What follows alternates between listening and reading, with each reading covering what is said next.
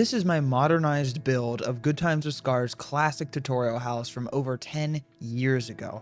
I redid the interior and the exterior a handful of months ago, but I never quite finished the surrounding area, including this pool and the forest around it, as well as this lovely greenhouse, which definitely isn't totally made of stone and contained with only wheat at the moment, and the swamp area, the barn, and the railway above. So it's time, I think, to finish this project, put it to rest, and make the entire surrounding area look much, much better, up to snuff with the house itself. So let's get started. First, I started at the back of the house, working on a design for a well-manicured lawn and garden area with moss blocks and green powdered concrete, as well as azalea leaves and azalea bushes to use as the hedging, and coarse dirt to use as the mulching.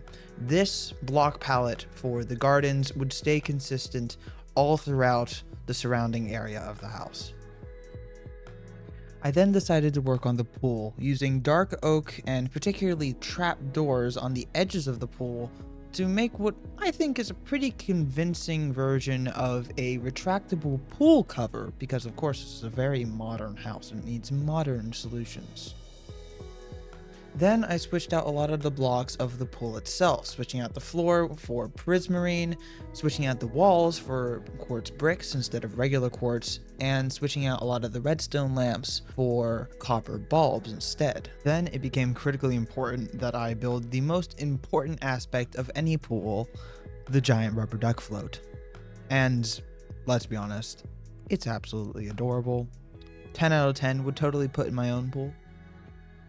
Then, with a few minor additions to the pool and changing up the deck here, adding some potted plants and the better walls, and this nice little grill with a technique that I found out about a little while ago with hopper minecarts. You can kind of push them into place over a campfire with a iron trap door on top, and it looks like a really convincing grill. But with that, the pool was complete. I had to get rid of the surrounding forest before I could start actually working on it properly. So I used the most effective method, TNT.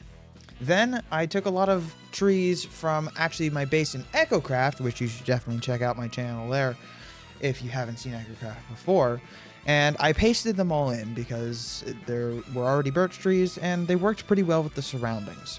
I also spent a lot of time actually working on the hedging and the surrounding area bordering the edge of the forest. Once I had all of those trees in place, I could work on the big oak trees to the left side of the forest. I made this one from scratch, which I think turned out pretty well, and then I pasted in an even larger one again from my EchoCraft world and augmented it a little bit to fit better in the environment. And I think they turned out great. But with the surrounding area done, it was time to move on to the greenhouse. And it was a very old looking build. It was just stone and wheat inside. So I decided to work on the front first just to get a baseline, and then I moved to the top, working with mostly dark oak, spruce logs, and also some oak logs. I messed around with some more shaped designs along the top and the walls. And eventually, I actually got it to a point I was really happy with. It's a lot more varied in its structure, and it looks really good outside. Moving into the inside, though, I started by working on the lights, because there were some glowstone lamps there originally that I needed to fix. And then I made a tree in the middle as kind of a centerpiece. On the front end, I put some wheat to call back to what this greenhouse originally was, added some berry bushes, and a bunch of tulips. It was just kind of a decorative thing. Then I decided to make some hanging glow berries from the top, which I think looks great. And I was running out of flower ideas, so I added some bees for some kind of motion and livelihood. And, covered the floor in honey, made some variants in the deep slate floor, and added some bushes in the back. I, made this extra planter in the middle with some variants in what was there. added a few extra pots on the sides that you can see through the window there. And at that point, I was pretty happy with the greenhouse. It was simple, but it was much, much better than it was before. And I think it fits into the surroundings a lot more because of the color scheme. That's just me though. Maybe you disagree with me, I don't know. But I think it looks great. Then it was time for me to work on the swamp area on the other end of the house, close to the barn and the railway. So I built this little dark oak bridge instead of the stone one that was there. I touched up the terrain a little bit, added some mud because obviously that's not a block that existed when Scar built this. And I wanted to make a giant kind of weeping willow tree, very lush green color with a bunch of branches sticking out of the trees that were already there, which I touched up with some different blocks. But with the combination of the different terrain, and I wanted to mix in some actual moss blocks so I could create some hanging glowberry vines, which would glow, you know, like glowberries do in the dark. And I think it turned out great. I'm super happy with the shape of it, and I think it's just a really good, calming vibe in this corner of the area. But after that, I reshifted my focus back to real structures. The railway came first. I built this much thicker foundation to make it really seem secure. And I made a little kind of gradient pattern up and some support beams that kind of curve up in deep slate.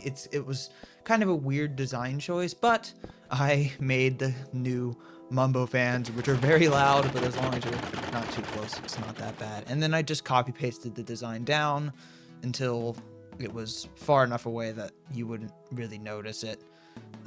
And did that a couple times. And then once I was done with that, it was time to move on back to the final structure, the barn.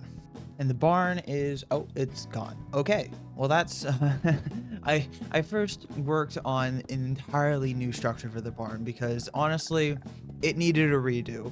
It was very 2014 and it was there. Oh, and don't mind the mushroom in the background. I just put him there because, you know, he was having a fun ride.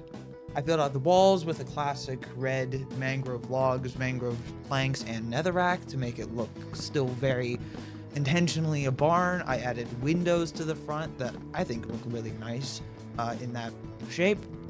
I gave it a pretty basic interior. I just made a little loft section in the middle where I would eventually put some, you know, storage supplies and stuff.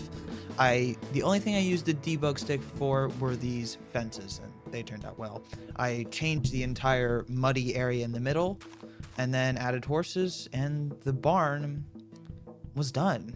And then I just built this bridge, added some mossy cobblestones, some spruce details, and then after all this time, this was over a month and a half of work, the entire thing was done. Scar's house, which was done months and months before this, the barn, the greenhouse, the pool, the background, the trees, the railway, all of it completely updated.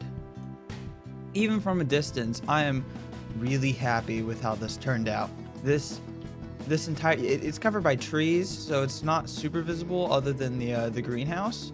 But dang, I didn't even change any of the terraining around because Scar did such a good job with the sand.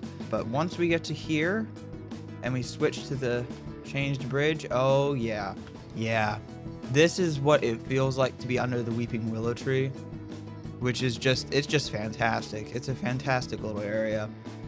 I also remade this fountain. I don't know if I showed this off, but this fountain feels really nice. The horses kind of in their area, and we can go over just to where the bottom of this giant railway tower is. Feels a lot more impactful here instead of the kind of sticks of cobblestone that were there before. Oh, and there's still a sheep here. This guy kind of just hangs out. He's been around. He's been around the block. But if you guys enjoyed this video, please consider subscribing. It really helps me out. And I'm not sure if I'm gonna be able to get this up on Patreon, but I will consider trying to upload this world onto Patreon. I know it's technically just Scar's world, but with my alterations, you guys can go check it out. And yeah, so thank you so much for watching, and I'll see you next time. Bye-bye.